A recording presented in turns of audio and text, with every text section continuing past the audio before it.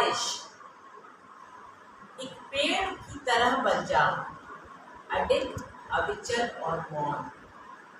झेलूं शिकायतों की आंधी या उम्मीदों की धूप, मैं झुलस जाऊं पर रहूं एक पेड़ की तरह, अडिग, अविचल और मौन। मैं बच्चों का घरौंदा, मैं प्रेम की छाँव और सेवा का मीठा फल बन जाऊं, रहूं एक पेड़ की तरह, अडिग, अविचल और मौन। मैं अपने जड़ों में बांध के रिश्तों का बंधन, न टूटने दूं कभी परिवार का संयम।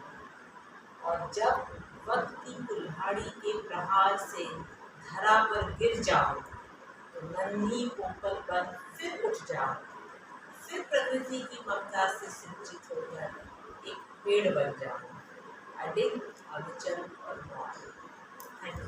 बहुत अच्छा।